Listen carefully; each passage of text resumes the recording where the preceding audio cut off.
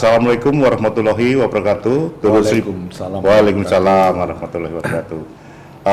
Tamu Seribu siang ini adalah Dirut PDAM Tirta Musi, Bapak Andi Wijaya. Assalamualaikum Pak. Waalaikumsalam warahmatullahi wabarakatuh Pak Hadi. Terima kasih sudah diundang ke sini. Siap, terima kasih. Nah, kita nanti akan ngobrol dengan Pak Andi Wijaya tentang beberapa hal. Ya. Pertama tentang tentu saja soal air bersih. Kemudian yang kedua soal siapa sih Pak Andi Wijaya. Kemudian yang lain adalah barangkali Pak Andi Wijaya nanti punya inspirasi bagi generasi muda dulur-dulur Seribu. Kita mulai aja ya.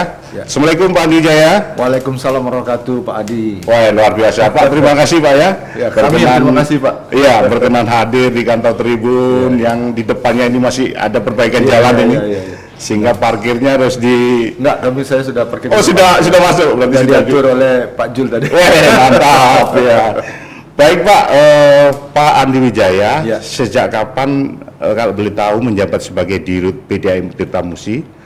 Apa suka dan dukanya membawai perusahaan yang tugasnya memenuhi kebutuhan masyarakat Palembang yang paling penting loh Pak, air bersih. Iya, silakan Pak. Mungkin pertama saya koreksi, kita perusahaan air minum Pak, bukan air bersih. Oh, walaupun tidak bisa diminum, tetapi kualitas di instalasi kita itu kualitas air minum. Air minum. Jadi kalau misalnya di instalasi kita, saya berani minumnya. Tetapi kalau di rumah Pak Hadi, saya takut minumnya karena saya tidak percaya dengan jaringan kita yang sudah tua itu, mungkin dia ada bocor, ada apa. Tapi kalau di instalasi kita, itu wajib hukumnya dia harus standar air minum. Oh, standarnya air minum Pak? Minum. Produksinya itu Pak ya? Nah, yang tidak dipercaya itu pada saat mengalir itu? Ya, itu jaringannya. Jadi, itu. Lanjut Pak. Oke. Jadi saya menjadi dirut sejak 2018 awal Pak, kemudian diperpanjang lagi sampai sekarang. Alhamdulillah. Kalau suka dan dukanya banyak Pak. Yang saya sukanya kalau saya berhasil menyambungkan air minum yang selama ini mereka tidak dapat fasilitas air minum karena kita tahu di Palembang ini rawa. Rawa. Ya rawa, sehingga air tanahnya itu jelek. Iya. Jadi tidak mungkin orang itu menggunakan air tanah. Makanya kita dari Tirta Musi ini mungkin saya informasikan sejak Oktober tadi kita sudah beralih badan hukum dari PDAM menjadi Perumda. Oh, dari PDAM menjadi Perumda, perusahaan umum daerah. Sejak Oktober kemarin Pak ya? Ya, sejak Oktober. Itu sejak disahkannya oleh DPRD. Jadi kita sekarang menjadi Perumda Tirta Musi. Nah, itu yang menyenangkan menurut saya. Kenapa Pak? Saya bercerita dulu waktu saya kecil tinggal di rumah orang tua saya. Tinggal di mana dulu Pak? Saya dulu daerah kilometer 5 di Talang Ratu, perumahan rakyat. Oh, siap. Itu kalau kemarau susah airnya Pak. Iya. Nah, jadi mungkin pada awal tahun 80-an itu kami dapat sambungan air ledeng dari PDAM waktu itu dari PDAM. Betapa senangnya saya waktu kecil itu mendapatkan air dan saya mandi berjam-jam karena senangnya. Dan saya masih ingat bagaimana bau air ledeng itu. Ada bau, sekarang saya tahu bahwa itu bau klor ya. Itulah yang menandakan bahwa air minum kita itu steril kalau dia masih ada bau klor itu. Itu yang saya senang kalau misalnya banyak masyarakat Palembang tersambung seperti sekarang ini di daerah Palembang Timur, Kalidoni, Mata Merah, Sungai Lais itu masih ada beberapa yang belum tersambung. Itu menjadi beban tersendiri bagi saya. Itu yang membuat saya sedih. Kalau yang membuat saya senang itu tadi Pak, kita bisa menyambungkan. Karena kalau misalnya mereka mau beli di luar itu sangat mahal sekali. Bisa 500.000 sampai 1 juta sebulan. Kalau dengan kami mungkin hanya 100.000 murah sekali. Pak, sampai sekarang ini Pak, berapa persen dari penduduk Palembang yang belum dialiri air minum? Itu sekitar 18%, tapi ini adalah hitungan kasar. Kenapa saya bilang hitungan kasar? Karena BBS menganggap satu sambungan itu adalah satu keluarga. Satu keluarga ada 4 jiwa. Berarti kami punya 300.000 pelanggan, maka dikalikan 4 menjadi 1.200.000. 1.200.000 kita 1.200.000 jiwa yang kami layani. Sehingga dapatlah angka 82% Pak. Kalau dibandingkan dengan total jumlah penduduk di Kota Palembang. akankah bisa mencapai 100% kira-kira? Harus itu Pak. Harus ya? Harus. Jadi rencana kami pada tahun ini di daerah Palembang Barat, daerah Palembang Ulu itu sudah selesai. Nah 2023 kami akan membangun di daerah Palembang Timur.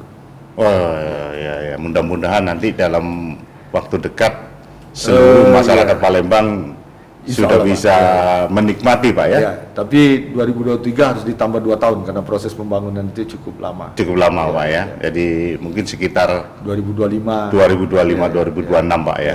Mudah-mudahan. Amin. Pak, kabarnya PDAM ini Perumda akan menyesuaikan tarif Pak.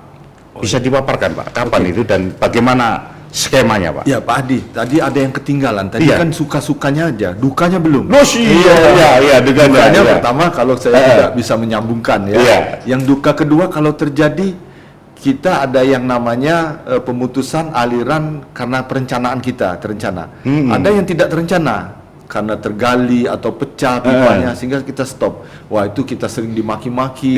Instagram kami itu penuh Pak. Nah itu yang kita. Tapi saya anggap ini sebagai suatu pelayanan dan konsekuensi sebagai profesi kami sebagai tukang ledeng. Nah tarif ini menarik tarif ini. Tadi Pak Hadi juga sebelumnya bertanya dengan saya masalah tarif. Tarif kita rata-rata itu adalah Rp4.000 per meter kubik. Rp4.000 per meter kubik. Iya. 1 meter kubik itu Pak Hadi 1.000 liter. Ya. Oke. 1.000 liter itu kalau kita punya drum itu 5 drum. Nah, jadi bayangkan saya ngirim ke Pak Hadi 1 drum, Pak Hadi bayar saya 800 perak. Betapa murahnya itu. Iya, murah sekali. Dan kita dibandingkan daerah-daerah lain kita termurah. Se-Sumatera ini termurah Pak? Ya, masuk di Jawa kecuali Surabaya. Ya. Di Jawa juga kita termurah, kecuali Surabaya. Nah, tarif ini berlaku sejak 2011. Belum disesuaikan pernah kita sesuaikan sama sekali. Nah, sekarang pertanyaannya, Pak, kenapa harus disesuaikan? Ya itu tadi karena kita ada yang namanya full cost recovery tarif. Ya. Jadi tarif air minum itu harus bisa menutupi biaya operasional kita. Ya, harus itu.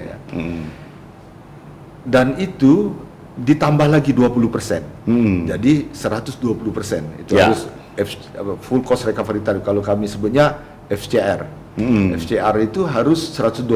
20%-nya untuk apa? 20%-nya itu adalah untuk maintenance, kemudian untuk pengembangan. Nah, sekarang angkanya sudah sampai 126%. Berarti tinggal selisih 6% lagi. 6% lagi. Dan ini merupakan sinyal bagi kita harus sudah menyesuaikan tarif. Nah sebenarnya ini pilihan kita bersama karena Tirta Musi ini milik masyarakat Kota Palembang dan dalam hal ini diwakilkan ke wali kota sebagai kuasa pemilik modal. Pilihan kita adalah membiarkan Tirta Musi ini sehat sehingga dia bisa berinvestasi, bisa mengembangkan, bisa meningkatkan pelayanan, atau kita biarkan dia sakit seperti dulu. Iya. Itu adalah pilihan. Iya, betul. Makanya kalau misalnya ada banyak yang berpendapat, udahlah, penting murah, tetapi dia akan sakit. Nah, menurut pendapat saya sebaiknya dia dibuat sehat sehingga dia bisa memilih mana yang bisa disubsidi, mana yang tidak perlu subsidi, mana yang harus dia membayar lebih mahal. Seperti itu, Pak Hadi. Nah, seandainya nanti disesuaikan, Pak. Per meter kubiknya menjadi berapa kira-kira Pak? Nah ini suatu angka yang menarik, kita berapa persen Pak ya. Tetapi yang pasti dalam waktu-waktu dekat ini kita tidak akan menaikkan tarif. Oh dalam waktu dekat, dalam tahun ini Pak ya? Dalam tahun ini. Kenapa? Karena sekarang kami sudah koordinasi dengan BPS dan juga dengan BPKP.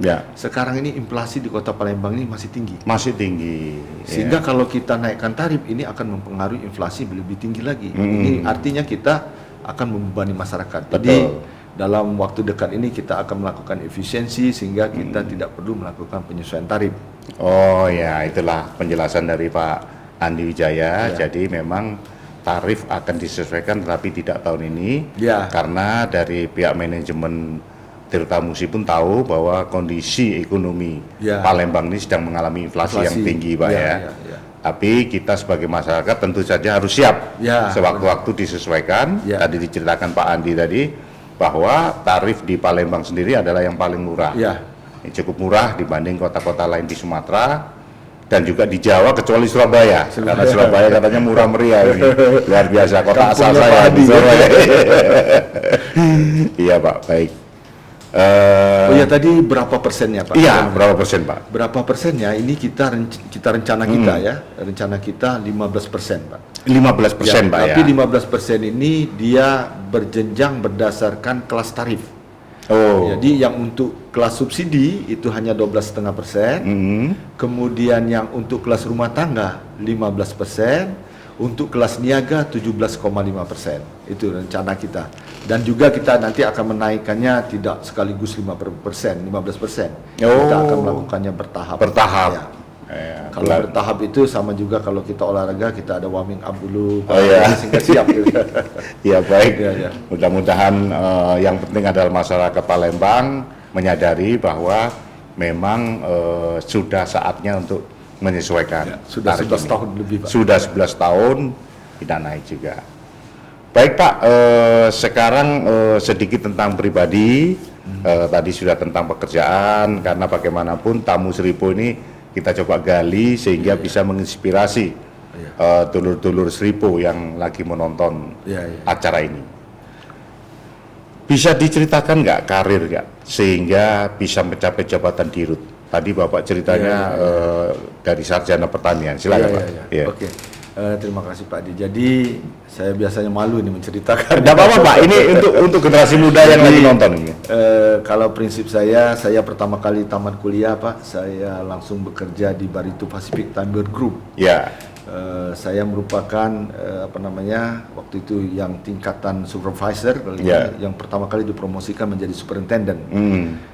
Saya selalu beranggapan apa yang ada di depan mata saya, apa yang ada di tangan saya harus saya lakukan terbaik. Baik, ya. Jadi apa sumber daya saya akan curahkan semua di situ. Nah, 2014 saya ikut ke dalam manajemen Tirtamusi sebagai direktur operasional. Oh, direktur operasional Pak. Pada tahun 2018 saya dipromosikan untuk menjadi dirut sampai sekarang Pak. Jadi itu mungkin penjelasan singkatnya. Yang menarik juga di perusahaan, sejak kami melakukan reformasi, jadi kita membuat visi perusahaan itu smart dan happy Pak.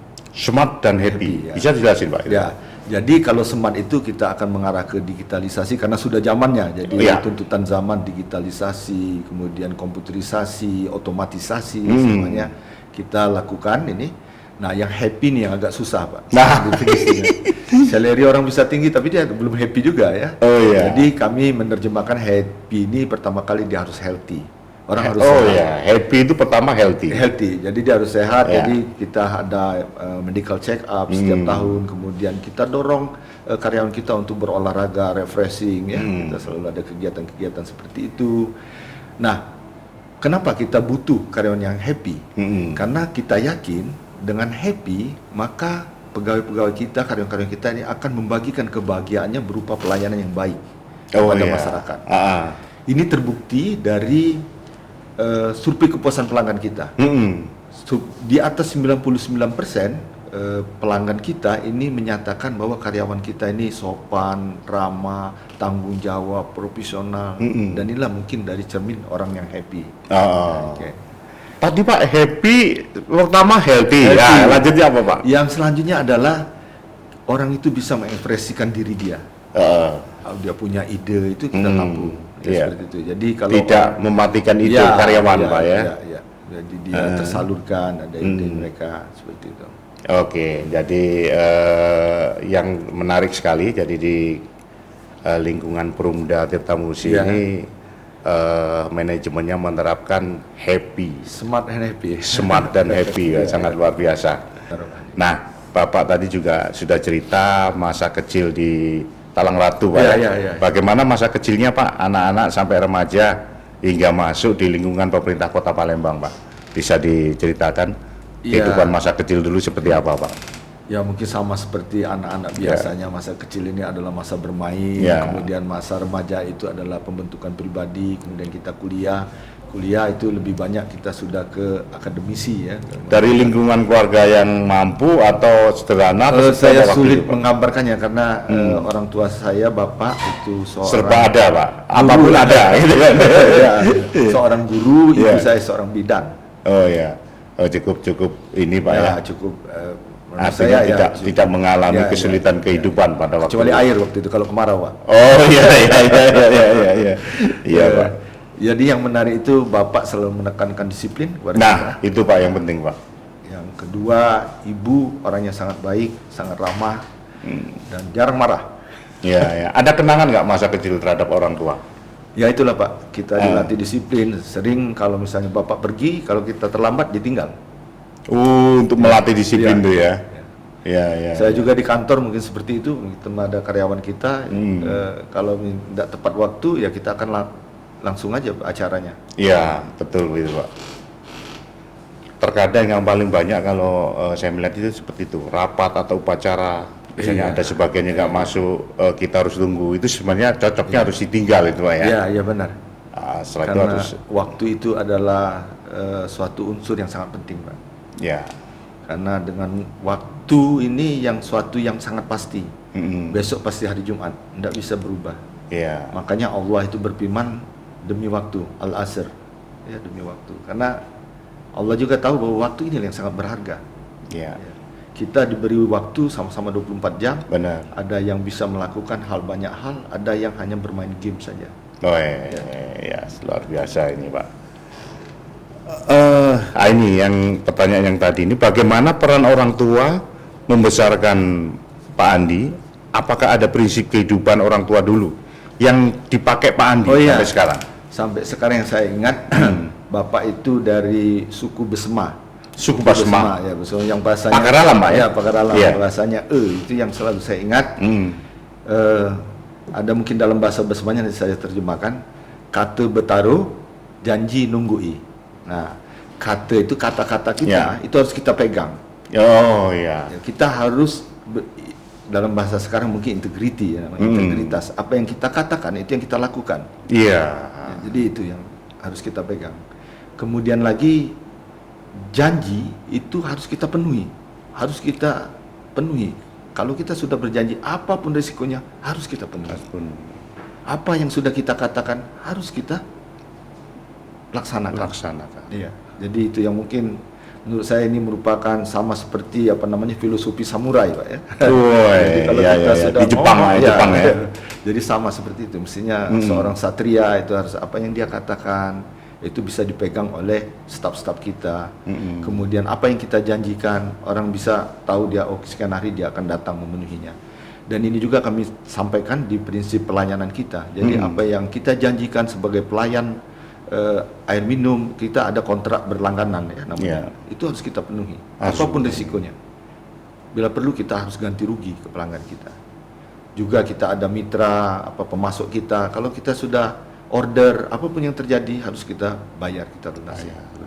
Dan alhamdulillah dengan prinsip itu semuanya akan menjadi lebih baik.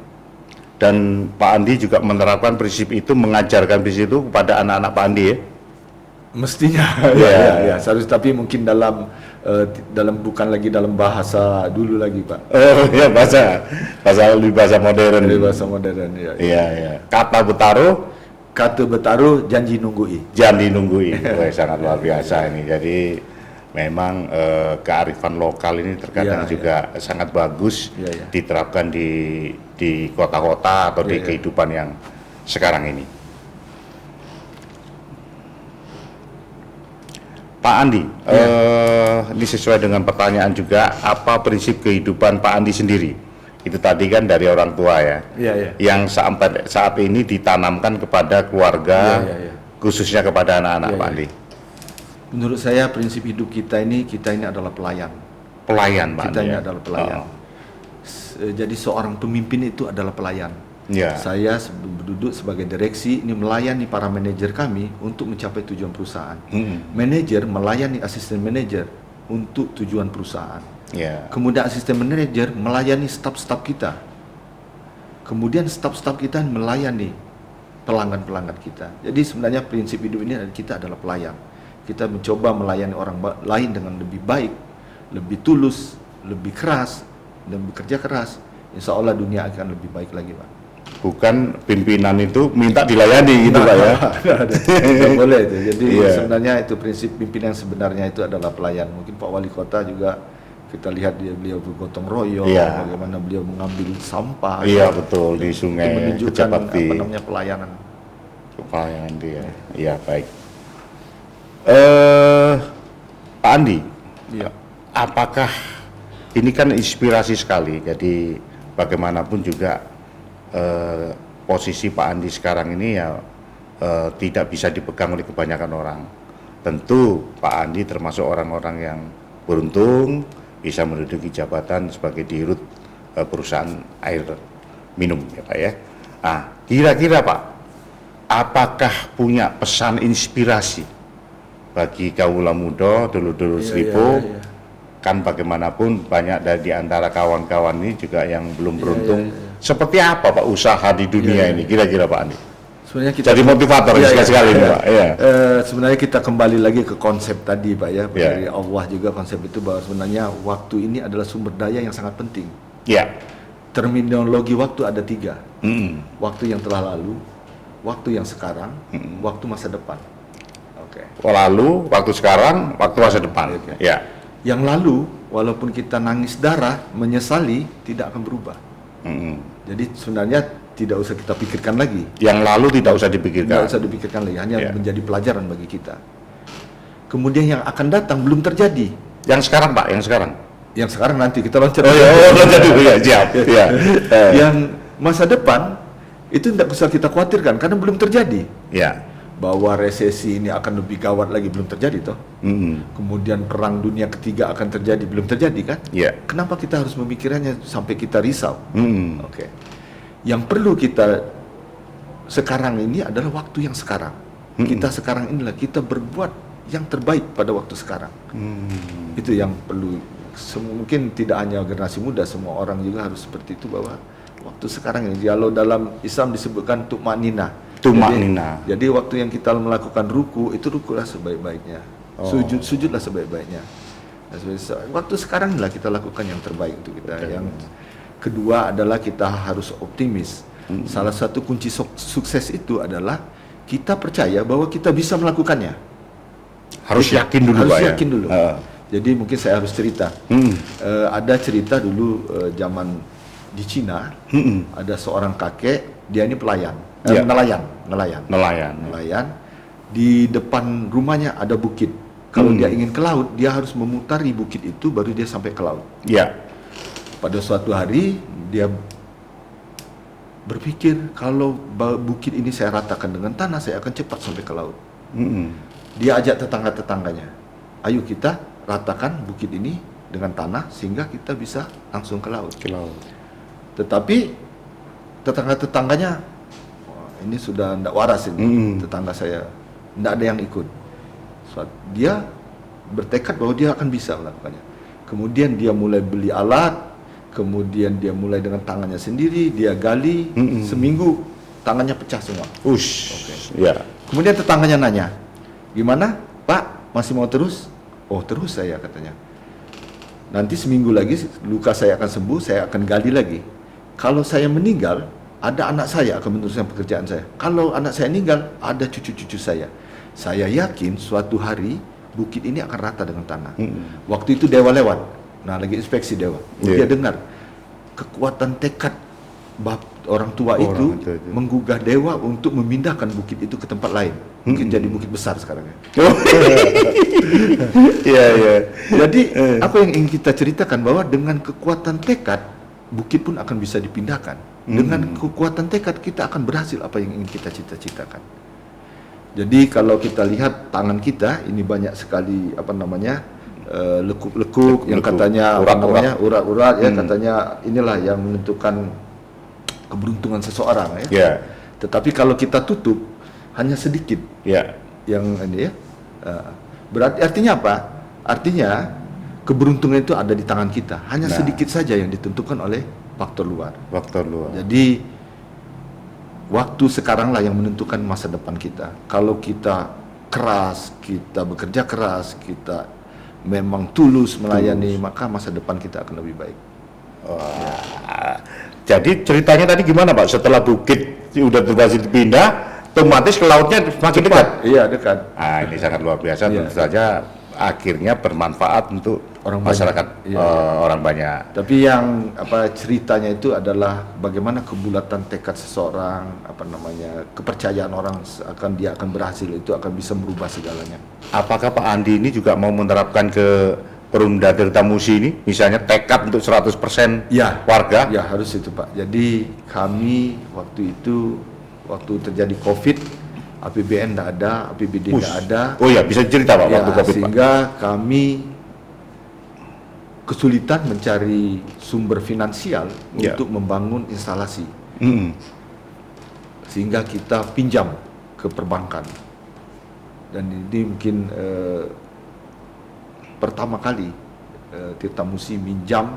Biasanya kita hanya dapat dari APBN, dari Iya. APBD. Sekarang kita harus berpikir bisnis. Kita pinjam dengan bunga komersial. Tapi alhamdulillah waktu kami minjam ada insentif Pak dari World Bank melalui PUPR. 30% dari yang kita pinjam itu dikembalikan lagi dalam bentuk barang. Oh iya. Jadi alhamdulillah, jadi kita Alhamdulillah. dapat instalasi, dapat juga pipa lah. Oh jadi nekat untuk Ya, 100% mengajukan pinjaman tadi Iya, Pak ya. iya. Jadi apapun kendalanya tetap akan dilalui Ya, dengan perhitungan-perhitungan yang ya, ada. benar. Ini sangat luar biasa Pak Makasih Pak Adi. Andi Wijaya. Jadi dulur-dulur Sripo, inilah tadi obrolan kami dengan Pak Andi Wijaya. Mudah-mudahan bermanfaat untuk kita semua. Amin, amin. Dan jangan lupa tadi juga Pak Andi juga sudah menyampaikan tentang penyesuaian tarif. Ya, ya. Nggak usah khawatir karena bertahap, Ya, 15% bertahap. Ya. Dan belum tahun ini. Ya, benar. Terima kasih Pak Andi. Terima kasih, Pak Andi. Wassalamualaikum Terima kasih warahmatullahi banyak. wabarakatuh. Ya, ya.